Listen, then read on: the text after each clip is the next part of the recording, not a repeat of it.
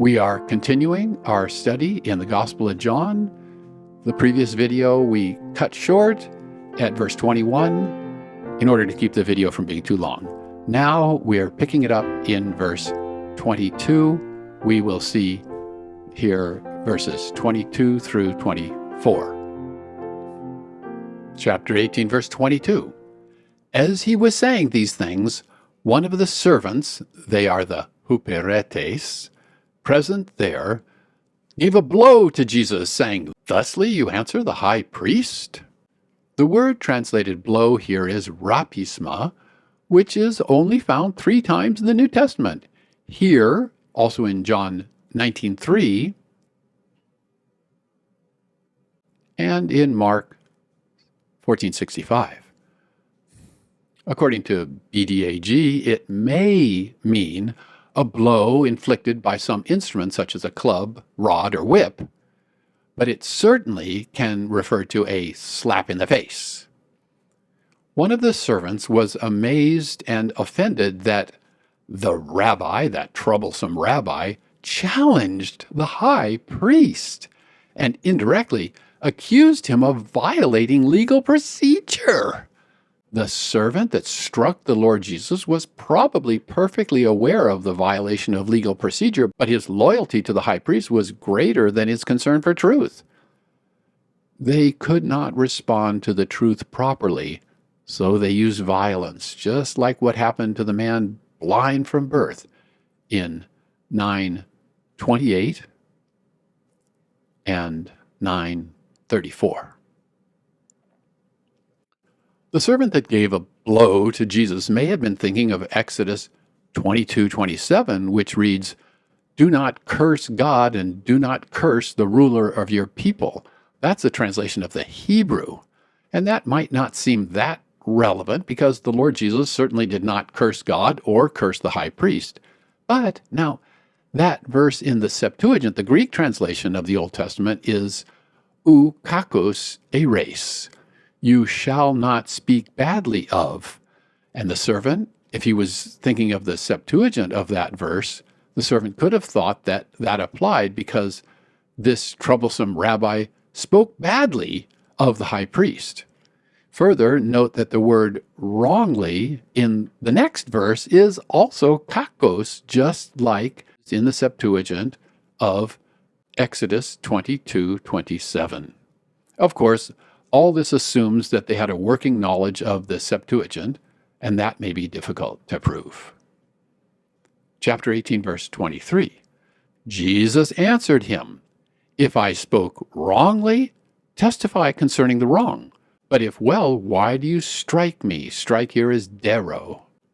The Lord Jesus here continued to ask for correct procedure. Once again, the sovereign king rebuked an official that was neither faithful nor true.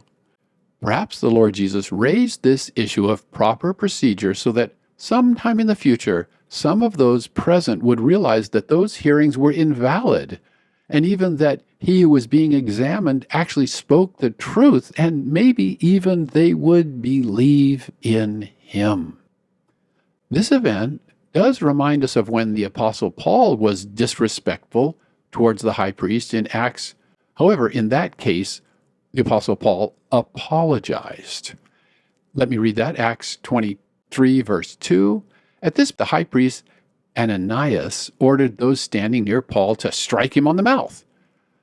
Verse 3, then Paul said to him, "God will strike you, you whitewashed wall. You sit there to judge me according to the law, yet you yourself violate the law by commanding that I be struck." Verse 4, those who were standing near Paul said, "You dare to insult God's high priest?" Verse 5, Paul replied, "Brothers, I did not realize that he was the high priest, for it is written, 'Do not speak evil about the ruler of your people.'" Now here, Paul was basically quoting the Septuagint of Exodus 22:27. Well, he did change rulers into ruler. So Paul knew perfectly well about the Septuagint version of Exodus 22:27, and Paul applied it to this case. So perhaps those earlier in Jerusalem were also thinking of the Septuagint translation. One other little comment here. Note that in Acts 23:2, the name of the high priest is Ananias, but in John 18, it's Annas. Those two different men were both high priests, and both their names come from the Hebrew name Hananiah, which means Yah is gracious. But they were two different men, both serving as high priest in their time. Chapter 18, verse 24. Annas sent, and that's the word apostello, Annas sent him bound to Caiaphas the high priest. Annas understood that the Lord Jesus' request was reasonable, but he was certainly not willing to answer.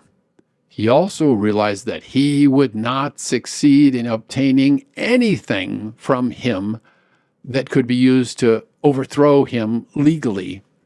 So he gave up and sent the Lord Jesus to Caiaphas.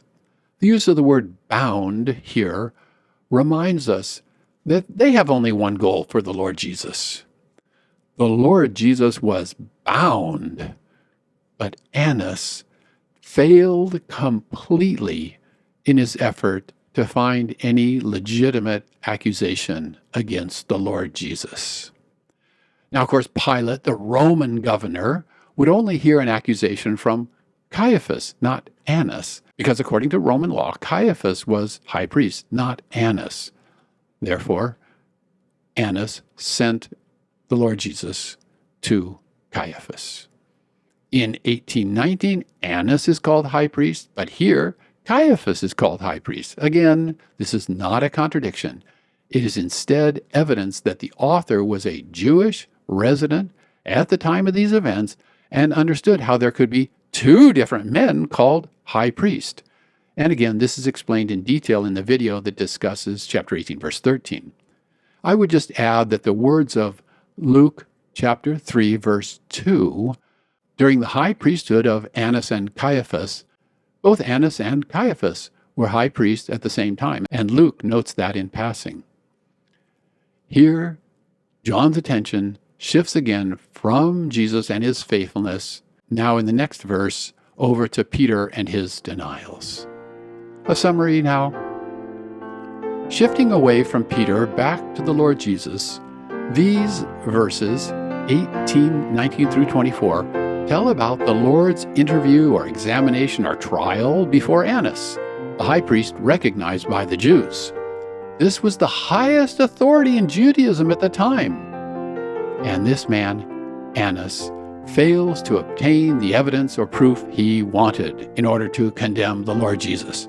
Instead, Annas, is rebuked for inappropriate or even illegal procedure. The Lord Jesus was bound, but he was also successful in moving his agenda, indeed the Father's agenda, forward.